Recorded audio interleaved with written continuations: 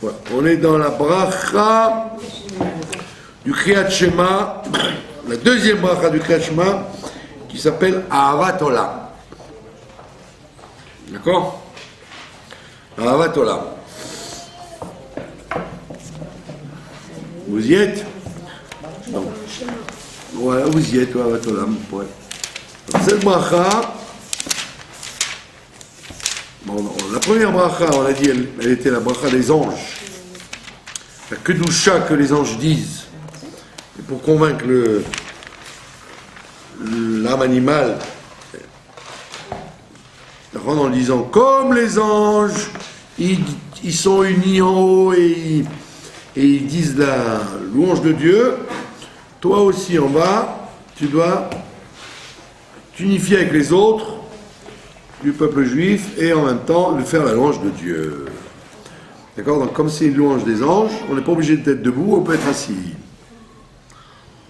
Maintenant, la deuxième bracha, Ahavat Olam, elle parle positif, elle ne parle pas vis-à-vis des anges, elle parle par rapport à nous-mêmes. Ahavat Olam. D'accord? Alors, Ahavat Olam, je vais vous traduire au fur et à mesure. Ahavat Olam, Aftanu Hashem Elokeinu, d'un amour éternel qui nous a aimés. D'accord? Donc maintenant on ne parle plus de comparaison avec les anges, on parle spécifiquement du rapport du peuple juif avec Dieu.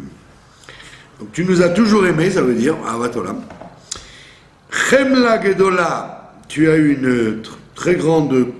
Chemla, c'est une compassion. L'achmol, ça veut dire avoir pitié d'eux. Chemla Gedola, tu as une très grande pitié. Vitera, et une grande. Ça vient de Yeter. Une compassion supplémentaire par rapport à nous, que tu n'as pas avec les autres créatures, même les autres êtres humains. Chamalta alenu, avinu malkeinu, donc notre Père, notre Roi, ba'avur shimcha gadol, à cause de ton nom, ton grand nom, ou ba'avur avotenu, et à cause de nos ancêtres, shebatru becha, qui ont eu confiance en toi. Donc on voit bien que chaque fois qu'on demande, chaque fois qu'on prie, on n'invoque jamais nos mérites à nous. On dit soit, comme nos mérites ne sont pas suffisants, alors tu es obligé d'invoquer les mérites des pères ou le nom de Dieu. On dit ne fais pas ça pour nous, puisqu'on ne mérite pas. Mais alors au moins fais ça pour toi ou pour nos ancêtres. Donc toujours on joue sur les deux cordes sensibles, les ancêtres, c'est-à-dire Abraham, Isaac et Jacob, essentiellement. Et si ça ne suffit pas, alors pour toi, ton nom à toi. Que si tu n'as pas pitié de nous, comme il a dit Moshe Rabbeinu dans le désert, maintenant, si tu les tues dans le désert, qu'est-ce qu'ils vont dire les nations? Ben, ils vont dire, tu n'as pas été capable de les amener sur la terre d'Israël. Donc tu vas te faire à toi-même tu vas te marquer un but à toi. D'accord? Alors maintenant vous aurez dit pourquoi on n'invoque pas seulement le mérite des ancêtres, Abraham, Isaac et Jacob? C'est parce qu'il y a toute une discussion si le mérite des ancêtres s'est terminé ou pas. Le mérite des ancêtres, c'est pas un compte en banque inépuisable. C'est un compte en banque limité. C'est-à-dire que même le mérite des ancêtres ne suffit pas quelquefois pour permettre quelque chose. Là, j'ai oublié complètement. Enregistré pour les dames. Je vais me faire appeler Arthur. Alors nous demandons à nos auditeurs, spectateurs d'excuser cette interruption momentanée, mais sinon ça va faire du grabuge. Parce qu'elles m'ont laissé des enregistreurs. Pardon? Elle vient pas raison les cassettes, c'est bien. Parce que le lundi, il y a un cours d'informatique qu'elle ne peut pas déplacer. Alors elle m'a dit, C'est 3 sœurs, non? voilà, qu'elle ne peut pas déplacer. Et Mme Calfon, elle habite Bethel, alors elle ne peut pas non plus. Donc il me laisse le... Bon, Bekitsur, donc on discute là-bas dans le Talmud si le mérite des ancêtres s'est épuisé ou pas. Et donc on ne sait pas, il y a des opinions qui disent le mérite des ancêtres, il est inépuisable, puisqu'ils ont eu tellement de mérite avant Israël et Yaakov, que tout le temps on peut tirer dans le compte. Ça c'est la chita, positive. Mais il y a une chita qui dit pas du tout. Le mérite des ancêtres ne peut pas être à l'infini si les descendants ne sont pas comme il faut. D'accord ? Le Srout Avot ne peut jouer que si les descendants font un effort pour continuer le Srout Avot. Sinon, le Srout Avot s'use. Et donc, dans le Talmud, il y en a qui disent le Srout Avot n'a jamais terminé, il est encore là, parce qu'ils étaient tellement grands qu'ils sont toujours là pour nous soutenir.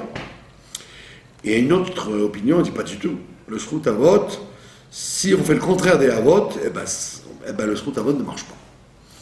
Donc, si les Juifs ne sont pas assez chesed comme Abraham, assez rigoureux comme Yitzhak, et assez miséricordieux comme Yaakov, eh bien, le Srout Avot, il est bouché. Donc, c'est pour ça qu'ici, on te dit, ça ne suffit pas d'invoquer le mérite des ancêtres.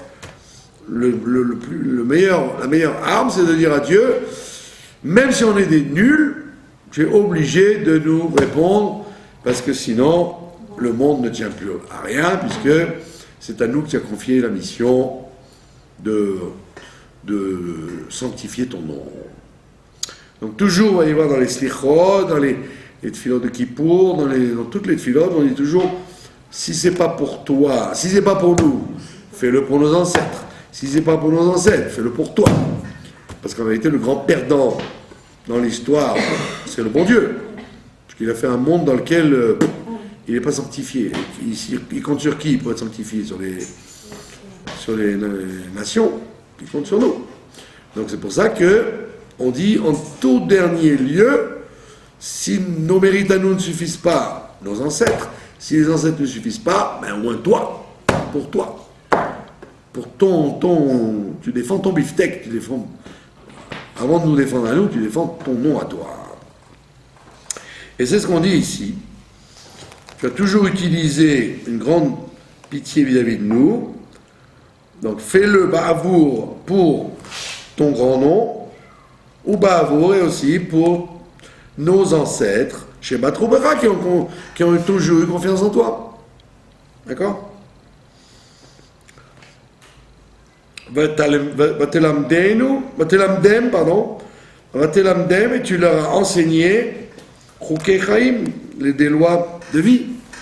La sotre tzonecha, pour faire ta volonté, belevav shalem, le cœur entier. C'est-à-dire que la Torah, elle n'est pas venue stam pour faire des gestes et faire du rituel. Elle est venue pour pouvoir changer le cœur. Belevav shalem, de faire que le cœur soit intègre. Que la volonté de Dieu, le cœur intègre. C'est pour ça que on demande que tu aies pitié de nous pour qu'on puisse le faire. Ken techonenu, et ainsi, ken ça veut dire ainsi, techonenu, tu déclencheras la grâce. Chonenu, c'est la shon chen. Tu déclencheras ta grâce, ou telamdenu, et tu nous enseigneras à nous. Avinu Avarachaman, notre Père miséricordieux, d'accord? Amerachem, qui a pitié, Rachemna alenu, eh bien, donc, aie pitié encore sur nous, s'il te plaît, puisque tu as pitié sur tout le monde. Regarde comment il est écrit là-bas dans le dans la Gemara, que Dieu a pitié aussi bien des œufs de ce qu'on appelle betsekinim, on appelle ça des œufs de poux. En réalité, c'est une fausse traduction, quoi. C'est-à-dire c'est l'animal le plus petit qui soit. Tu as pitié aussi bien des œufs de poux que des cornes du buffle. D'accord? C'est aussi bien l'animal le plus grand que l'animal le plus petit, tu as pitié d'eux, tu leur donnes à manger, tu les laisses vivre. Donc, tu peux au moins nous faire ça à nous aussi. Mais ten belibenu bina, et mais, ten ça ne veut pas dire seulement donne, ça veut dire mais dans notre cœur, bina, l'intelligence, les avin ou les askil, de comprendre et de réfléchir. La skill, c'est réfléchir. Oui, la chante sechel. La skill, c'est-à-dire utiliser son sechel, quoi. D'accord? De devenir intelligent, quoi. Laisse-nous devenir intelligents, puisque, comme il y a écrit, celui qui faute, il s'appelle un ksil. Un ksil, c'est-à-dire un insensé. On ne l'appelle pas toujours un méchant, le fauteur, on l'appelle l'idiot. C'est un idiot parce qu'il se coupe la branche sur laquelle il s'assoit. Donc par-delà la méchanceté dont on pourrait le qualifier, on l'appelle surtout un ksil, ça veut dire un insensé qui, au lieu de prendre la route royale pour avoir des bonnes choses, il se révolte et donc à ce moment-là, il se coupe la route des bénédictions. Donc on l'appelle un ksil. Donc le contraire d'un ksil, c'est un maskil, c'est quelqu'un qui comprend bien les choses. D'accord? Donc quelqu'un qui fait la volonté de Dieu, c'est pas comment on appelle ça, un béni-oui-oui, c'est quelqu'un d'intelligent, qui comprend qu'en faisant la volonté de Dieu, tu t'ouvres toutes les bonnes portes. L'ishmoa, de pouvoir écouter l'ilmod ou le lamed, de pouvoir apprendre ou le lamed et enseigner. L'ishmor vela sot, de pouvoir respecter vela sot et accomplir. D'accord? L'ishmor, c'est en général les choses négatives. D'accord? L'ishmor, c'est se préserver d'eux. Se préserver de quelque chose de pas bien, et la asot, c'est faire quelque chose de bien. Donc l'ishmor, ça serait plus en liaison avec les mitzvot négatives, mais la asot en liaison avec les mitzvot positives. Ou les kayem, et de les accomplir. D'accomplir quoi? Et kol divrei Talmud Toratera be'ava. D'accomplir toutes les paroles de l'étude de ta Torah avec amour. Quelle différence y a-t-il entre faire et accomplir? Faire, ça veut dire faire un geste. Faire, quand il y a une mitzvah qui se présente, je la fais. Ça s'appelle faire. Maintenant, accomplir, ça veut dire la faire avec tellement d'intensité qu'elle a un impact dans le monde. Et elle a un impact dans le monde et elle a en même temps une suite dans les générations qui vont à venir après.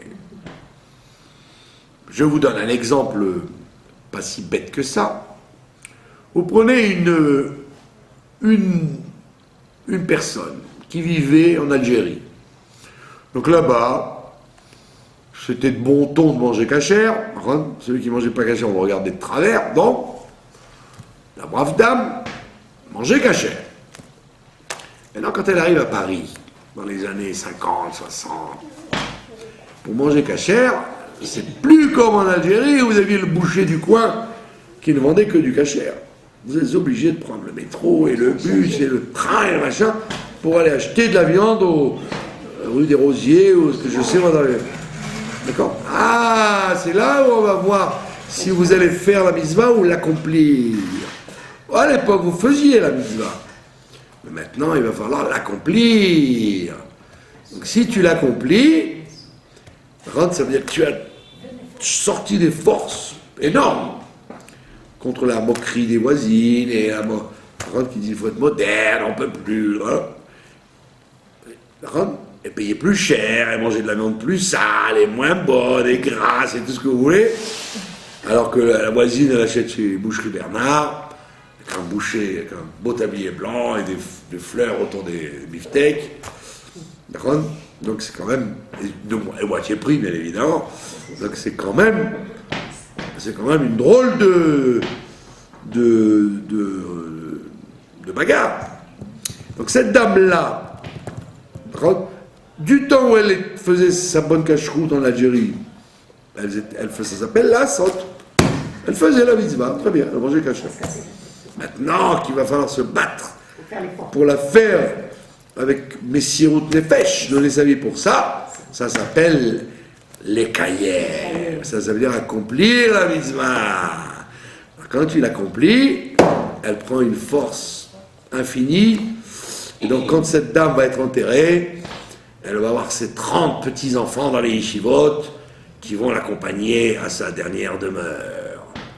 Avec ses gendres et ses belles-filles, etc. Alors que l'autre dame, la pauvre, qui n'a pas forcément eu l'enterrement, il y aura le gendre goy, les voisins, etc. Donc, c'est pas pour accuser personne, mais c'est pour dire que c'est comme ça qu'on voit la différence entre la sotte ou les kayem. Et la même chose dans la Shoah. Quand des gens ils essayaient de faire Pessah pendant la Shoah, c'est autre chose que quand vous faites Pessah tranquillement, vous n'avez que le choix du produit que vous allez acheter. Donc on voit qu'il y a une différence dans la mitzvah entre la sotte ou le kayem. Donc à travers les générations, il y a toujours eu, Dieu il veut que quand tout va bien, les gens ils fassent pour maintenir les générations. Mais quand il y a un obstacle, c'est là qu'on va voir si tu es capable d'être mécaillère. Quand ça coûte plus cher, quand on se moque de toi, quand tu risques ta vie, quand tu Donc vous voyez la différence entre la sotte ou le kayem, et on a vu ça dans chaque mitzvah, à travers les générations, que les gens avaient la possibilité soit de la sotte, soit de le kayem. Vous avez compris la différence. Le kayem, ça veut dire donner du kiyou, donner une existence à la chose. Alors que la sotte, ça veut dire faire un geste, faire le geste de la mitzvah. Alors, évidemment, on ne va pas vous demander à chaque fois de donner votre vie si tout va bien. Mais vous devez être prêt à ça. C'est-à-dire, même quand tout va bien, vous devez faire la mitzvah dans un sens de kiyum, même si aux yeux des gens, ça a l'air d'être une asiya pshuta. D'accord?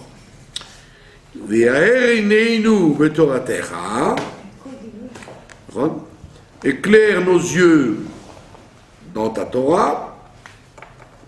Ça veut dire quoi? Ça veut dire que la Torah, c'est pas un livre ouvert. C'est un livre caché. Tu peux lire la Torah et ne rien voir du tout. Ne pas avoir les yeux éclairés par la Torah. C'est pas parce que tu la lis que tu as les yeux éclairés. Tu peux être complètement abruti avec ça. Au lieu d'être éclairé, tu es abruti. Et ouais, pour ça qu'il dit éclaire nos yeux. D'accord?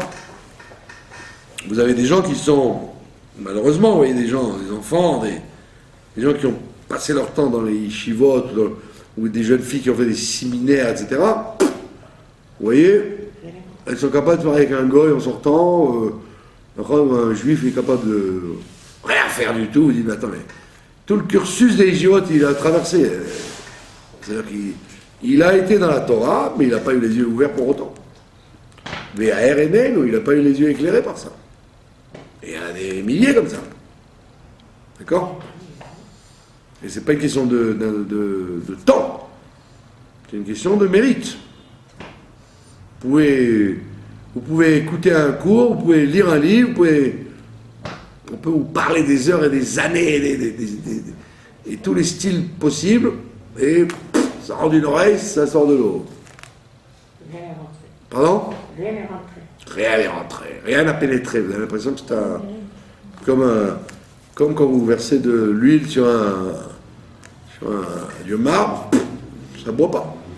Il n'y a pas de mérite, il a déjà le mérite de s'être assis et d'étudier, c'est là des années là. Non, le mérite d'avoir été une éponge, le mérite d'avoir au moins retenu quelque chose, quoi. D'où il a ce mérite, ça lui vient d'en haut, mais il fait. Ça vient d'en haut et ça vient d'un effort personnel. Il y a des gens, malheureusement, vous connaissez la blague de Obélix.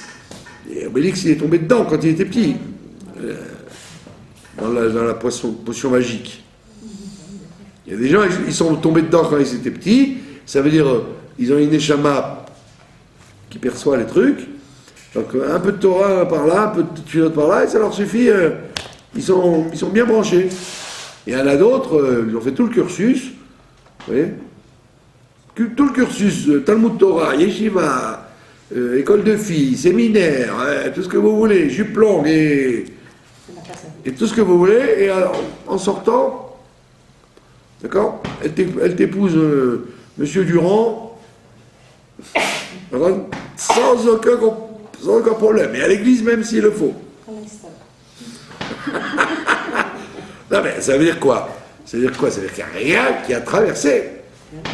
Moi j'en connais des centaines de gens comme ça. Vous vous demandez, mais qu'est-ce que la... D'ailleurs c'est ce que le rabbi précédent, il avait dit une fois, quand il passait à Varsovie avant de se sauver, en Amérique. Il était à la grande yeshiva de Varsovie, et là ils lui ont demandé de parler. Alors il a appelé un élève, il lui a dit qu'est-ce que tu fais ici? Alors il dit j'apprends la Torah. Alors il dit oui, mais qu'est-ce que la Torah t'apprend? Ça ne suffit pas que tu apprennes la Torah. Est-ce que la Torah t'apprend quelque chose? Quand tu vas sortir de là, peut-être que la preuve, là, voilà, je vous dis, il y a plein de gens de Varsovie, ils étaient les plus grands rabbinim, les plus grands mourim, les plus grands, ils ont vu des choses extraordinaires, même des miracles de rabbis qui étaient dans leur patelin. Ils sont arrivés à Paris, directement, ils ont acheté des moules et des huîtres, hein, sans aucun complexe.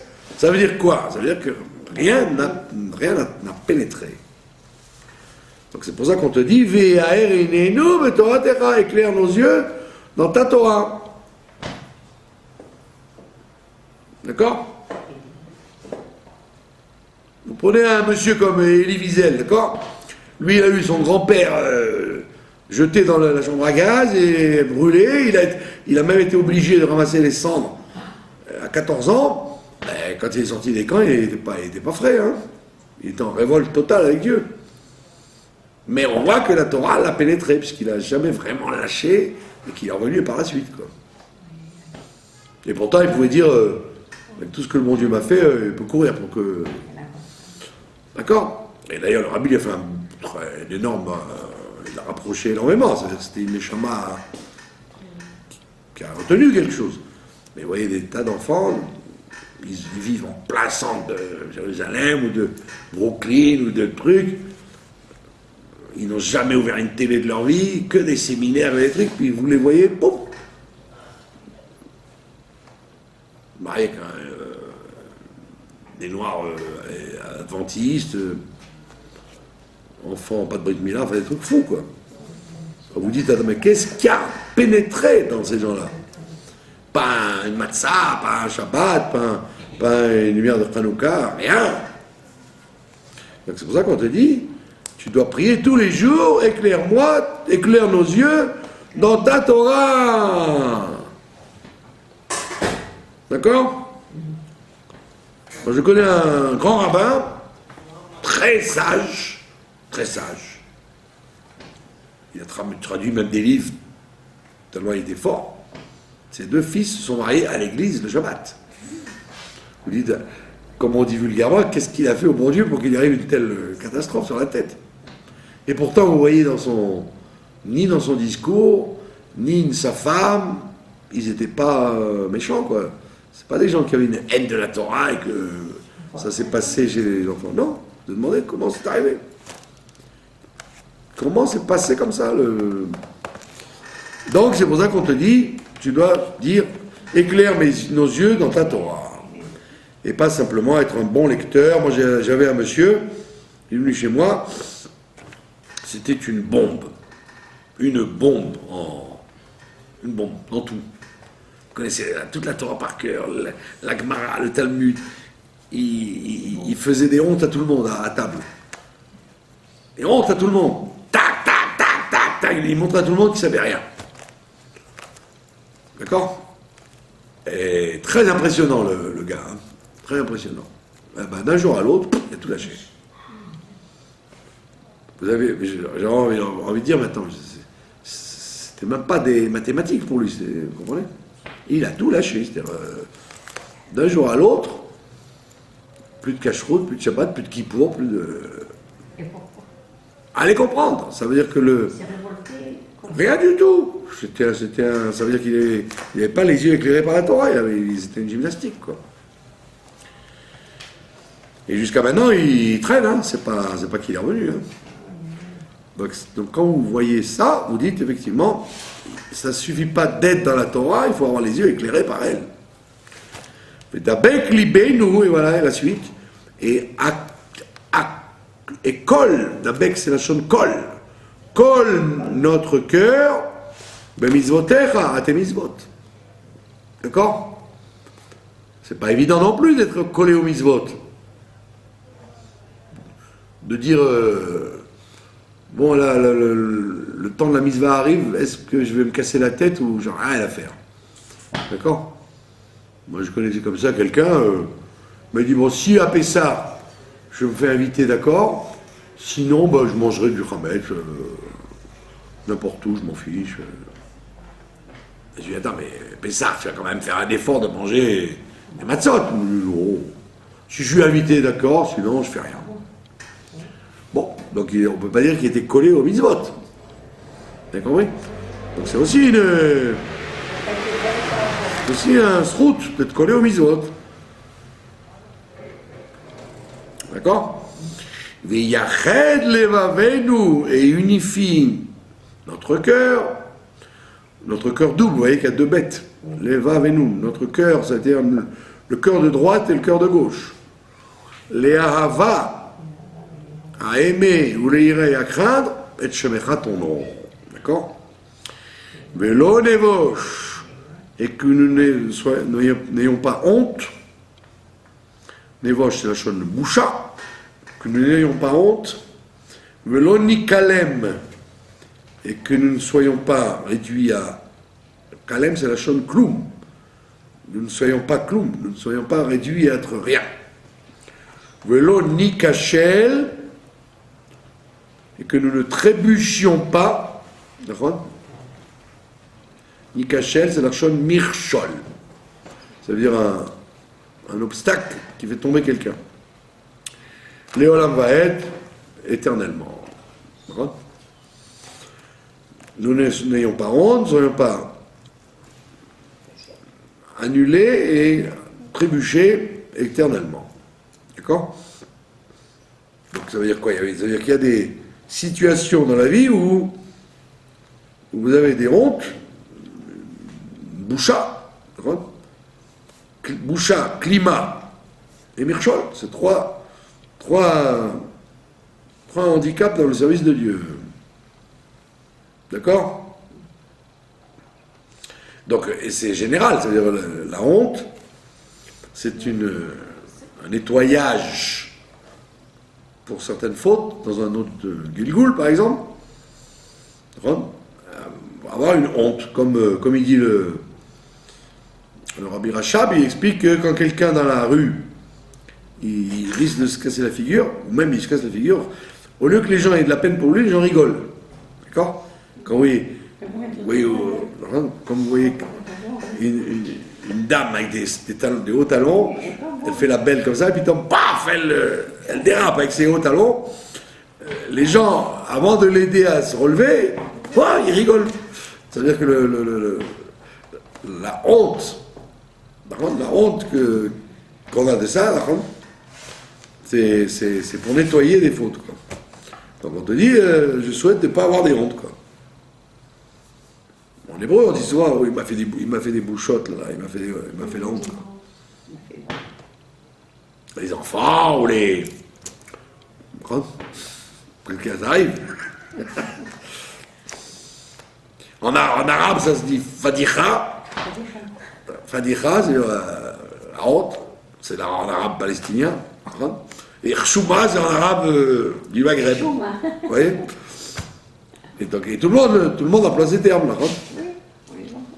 Et là, on est moche. Donc, c'est-à-dire qu'on n'est pas la honte.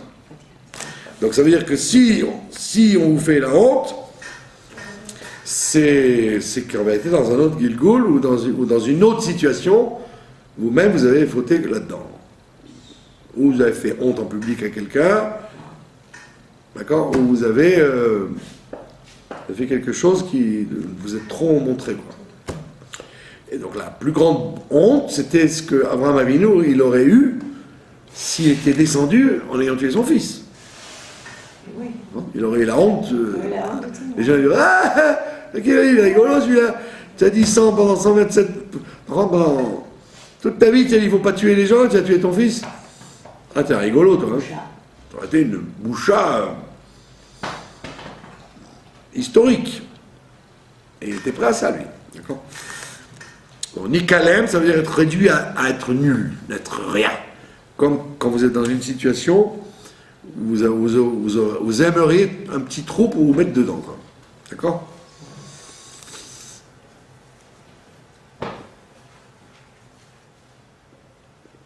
D'accord? Nikachel, bon, le Mirchol, c'est l'obstacle de la vie, quoi. Il y a des obstacles dans la vie. Rater un rendez-vous, etc. Ki veshem kochecha gadol ve'anora. Donc c'est une fila qu'on fait tous les jours pour éviter ces avatars de la vie. Ki veshem kochecha gadol ve'anora vatachnu. Parce que nous avons ton grand nom saint et redoutable, nous l'avons toujours eu confiance en lui. Alors à ce moment-là, Nagila, nous allons nous réjouir. Benismecha, et nous allons être dans l'allégresse. Bishuatecha, parce que tu vas nous apporter ta Yeshua, ta délivrance. Verachamecha Hashem Elokeinu, et ta grande miséricorde, notre Dieu. Vachasadecha a été bonté, Arabim, énorme. Alias Vounou, ne nous abandonnerons jamais. Netzar, c'est là, va être. Comme on l'a dit 3000 fois, Netzar, c'est là, va être, c'est trois expressions pour dire à jamais. D'accord? Netzar, c'est pour toujours. C'est là, c'est pour toujours. Et va être, c'est pour toujours. Et la différence, c'est qu'il y a écrit dans le Talmud que ce sont trois expressions pour dire pour toujours.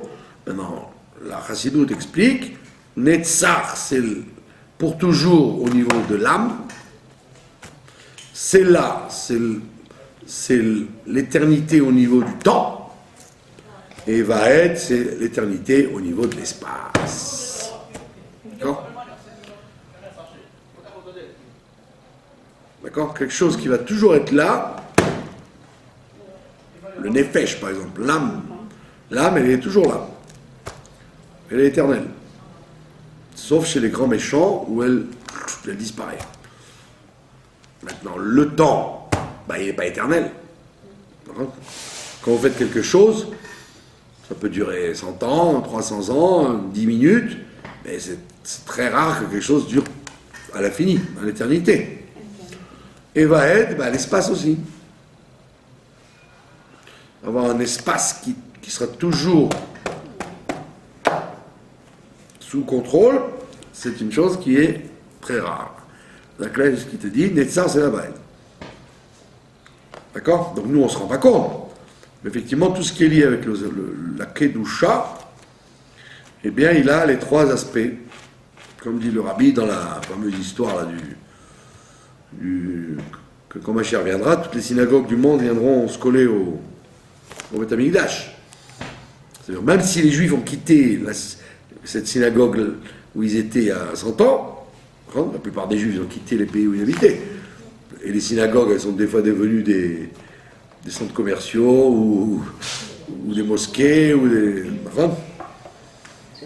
Alors en Alsace, il y en a plein, des synagogues qui sont rentrées dans un carrefour sous le panneau Coca-Cola, vous avez, vous voyez un truc en hébreu, c'était une ancienne synagogue. Bon. Je vous ai raconté que j'avais un monsieur, un Valchouva de Toulouse, un Toulousain, qui avait fait pique-pendre, comme on dit chez nous. Il avait pique-pendre, et ben il m'a raconté que son directeur de banque, dans une banlieue paumée de Toulouse, du côté de la campagne, quoi. Il a le bijoua là-bas. Il lui dit, le monsieur, quand il a su qu'il était juif, il a dit « Ah, vous savez, vous êtes juif, mais moi j'ai un grand rabbin, je connais un grand rabbin. » Ben, il a eu que ça me fasse. Il n'est pas religieux du tout. Il dit « Venez, descendez. » Il l'amène au coffre. Dans la salle des coffres, il y avait une des tombes des Tosfot, des descendants de Rachi qui étaient enterrés là-bas, dans la salle des coffres. D'accord? Et donc c'était aussi une synagogue, c'est tout, quoi. Donc tous ces endroits-là, vous aurez dit, ben voilà, ils n'ont pas eu d'éternité, ils sont terminés en supermarché ou en banque. Donc quand le Mashiach viendra, l'éternité de ces endroits-là reviendra et ils se colleront au Beth Amikdash. D'accord? Donc les âmes, c'est évident qu'elles ne disparaîtront pas, et l'espace non plus ne disparaîtra pas. Tout endroit où on aura fait quelque chose de sacré, il se révélera à nouveau. Regardez maintenant Monsieur Assad. Il a rénové ces jours-ci la tombe de l'élève du Harizal, Rabbi Chaim Vital, à Damas. Et il a envoyé des messages dans toutes les synagogues en Europe pour dire mais vous vous rendez compte de ce qu'on est en train de faire, venez visiter la tombe du Rav Chaim Vital à Damas. C'est des gens qui n'ont pas peur de se faire bombarder et puis ils vont y aller, quoi. Alors les gens, ça passe salace comme ça, mais ça veut dire que il est fou, quoi. Il est complètement fou, mais il n'a pas perdu la boussole. Il dit tiens, on se mettre bien avec les Juifs dans le monde en rénovant la tombe de Rabbi Chaim Vital. Ils se sont fait bombarder aujourd'hui. En plein Damas. Qui s'est fait bombarder? C'est vrai. Hein? On les a bombardés aujourd'hui. Qui? L'armée israélienne. Oui, bon, ils ont bombardé la frontière. Alors on parle de la. Non, ils ont bombardé les. On parle en pleine capitale, dans un quartier bien fréquenté, quoi. Voilà. Maher. Comme ça, ils ont dit. J'ai pas vérifié. Quand les informations sont intéressantes, ils en parlent qu'une fois, puis après ils en oublient. Ils vont nous gonfler toute la journée avec des trucs. Il y a l'accident de voiture, et l'autre qui a tué sa femme, et l'autre qui a tué sa grand-mère.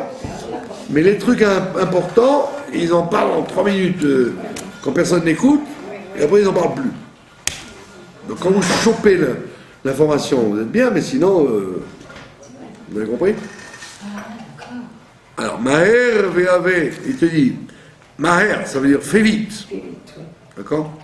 Ve'ave et Amen, allez-nous sur nous. Bracha Ve'shalom, Mehera très rapidement. Va'avienu le shalom, et tu nous amèneras tranquillement dans la paix, parce que tu peux nous emmener avec des chaînes, comme des prisonniers. Non, tu nous emmèneras dans la paix, mais Arba Kanfotaretz, de 4 coins de la terre. Donc ça parle c'est une référence au rassemblement des exilés, les 4 coins de la terre. Ou Shvor Ol Lagoim, et brise le joug des nations, Meal Savarenu, d'au-dessus nos coups, comme les prisonniers, les captifs, on leur mettait un joug de bois au-dessus dans le cou avec des chaînes. Donc il dit, brise le joug des nations d'au-dessus nos coups. Et on voit bien qu'effectivement ça a commencé. On n'est plus On n'est plus comme on l'était pendant les siècles, soumis au joug des goïms. Vetolichenu et amène-nous, mehera très rapidement, comme miout, la tête haute, les arsenou vers notre terre. D'accord? Donc on voit bien que on a bien avancé depuis que cette fille-là a été écrite. D'accord? Quand il disait ça il y a 100 ans, 200 ans ou 1000 ans, c'était vraiment une prière. Hein? Là maintenant on le voit de nos yeux. Qui est le poël Yeshuot Tata, parce que tu es un Dieu actif. Yeshuot dans les délivrances. Ou Vanu Vachavta, et en nous, tu nous as choisis. Mikol Am Velashon, parmi chaque peuple et chaque langue. D'accord? Comme je l'ai expliqué 3000 fois, qu'en Égypte, d'accord, il y avait pas que les enfants d'Abraham, Isaac et Jacob qui sont sortis, au contraire, 4/5 des enfants d'Abraham, Isaac et Jacob ne sont pas sortis, mais sont venus tous les ressortissants de toutes les nations. D'accord? Les ressortissants de toutes les nations, et c'est pour ça qu'on peut comprendre, si vous voulez, que au niveau ethnique, même quand ils sont arrivés en Israël, les 12 tribus avec les gens qui étaient avec eux, ben, il y avait toutes sortes de gens, quoi. Il y avait au niveau visage, au niveau ethnique, ils n'avaient pas tous la même tête, parce qu'ils ne descendaient pas tous d'Abraham, Isaac et Jacob. D'accord? Donc il devait y avoir des noirs, des blancs, des jaunes, des plus noirs, des plus blancs, des plus jaunes, tous les styles physiques que vous pouviez imaginer, quoi. D'accord? Mais comment il les a rassemblés, Abraham? Il les a pas rassemblés, Abraham, c'est quand ils sont sortis d'Égypte. Il y en a plein qui sont sortis avec eux. Ah. D'accord? En plus du RF Rav, tous les gens étrangers, il y avait les vrais sympathisants qui sont sortis avec eux. Vekel Rav Tanu Malkenu, et rapproche-nous, notre roi, le Shimcha Agadol de ton grand nom, Be'ahava par amour, les Odot Lecha pour qu'on te remercie, ou les Achedecha et qu'on t'unifie, ou les Ahava et Shemecha et qu'on déclenche l'amour de ton nom, Baruch Ata Hashem, Abocher Be'amo Israël, Be'ahava, qui choisit son peuple Israël par amour. D'accord? Il dit, comme nous, on t'aime, alors toi, aime-nous aussi. Ça marche l'un vis-à-vis de l'autre. Comme il a dit, comme ils ont dit les explorateurs, Dieu, il nous hait, c'est pour ça qu'il veut nous envoyer là-bas. Et Rashi explique, ce qu'une personne elle ressent, elle le trouve chez l'autre. Comme eux, ils avaient de la haine pour Dieu, on dit, oh là là, qu'est-ce qu'il nous a foutu sur le dos des mitzvot et des obligations et des trucs. Comme ils avaient la haine de Dieu, ils ont dit, c'est Dieu qui a de la haine pour nous. D'accord?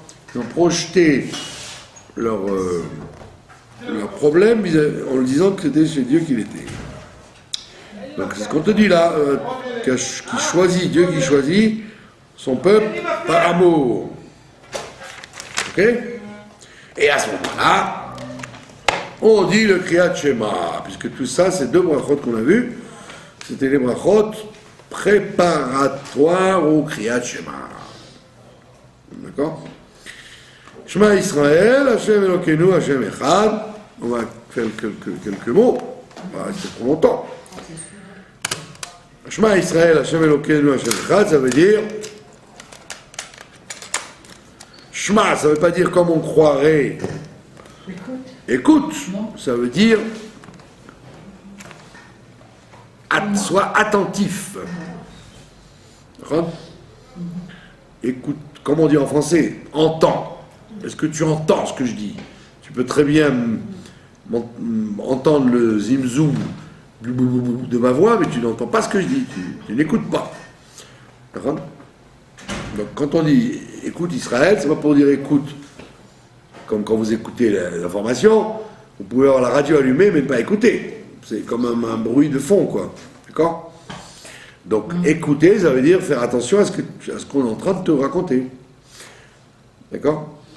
Shema Israël, donc fais attention donc Israël, Hachem Elokeinu, le Dieu Tout-Puissant, ben, c'est notre Dieu, Hachem Echad, il est un. Qui a dit ça? Eh bien, ce sont les enfants de Yaakov. C'est les enfants de Yaakov sur le lit de mort de leur père. D'accord?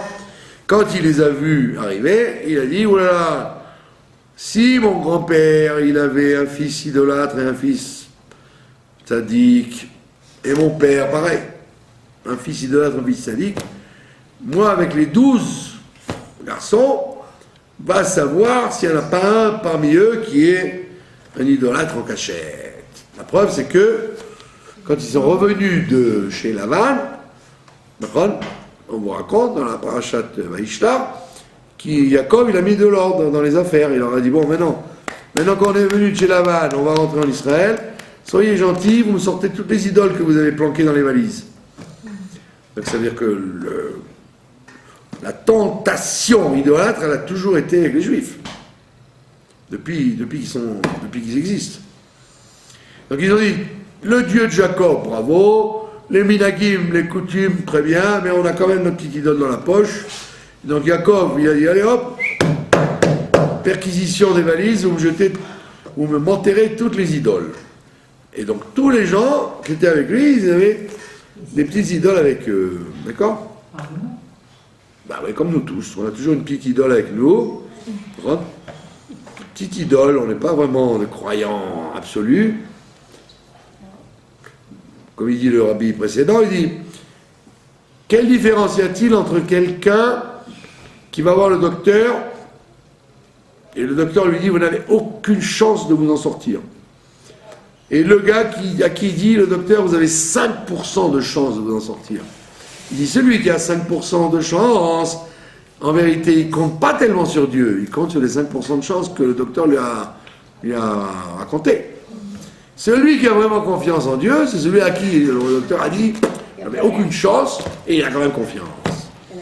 Donc ça veut dire que, quelque part, on a toujours une confiance dans le monde, dans la nature des choses, dans la stabilité de l'euro ou du dollar. Donc c'est un petit Dieu qu'on a dans la poche, quoi. On se met un petit Dieu de côté. Donc eux, à leur époque, c'était vraiment des petits dieux en pierre, quoi. Donc Yaakov Avinu, il leur a dit, soyez gentils, vous me mettez ça, vous m'enterrez tout ça. Donc quand il est mort, il a appelé ses fils, il leur a dit, perquisition, je ne crois pas que vous soyez tous impeccables. Et ils ont vu ça chez leur père, ils leur ont dit, Shema Israël, n'est pas écoute bien Israël, toi Israël, Yaakov. Hachem Elokeinu, Dieu c'est notre Dieu à tous, et Hachem Echad, il est le Dieu pour tout le monde. Ils ont affirmé qu'il n'y avait pas d'idolâtrie dans leur famille. Et à ce moment-là, il s'est levé sur son lit, et il a dit, Baruch Shem Kevod Malchuto Leolam Vaed. Il dit, ah si c'est comme ça, je peux partir tranquille. Je n'ai pas éduqué mes enfants dans le vide. Ça a été une bonne éducation. Voilà, nous allons en rester là, mes chers élèves. Vous ne connaissez pas ce midrash de Yaakov Avinu? Ouais, non. Voilà. Merci de votre attention. Merci à vous. Alors, on fait la Hiva de Bet Tammuz jeudi soir. Si vous le voulez bien. C'est quand jeudi soir, c'est quelle date?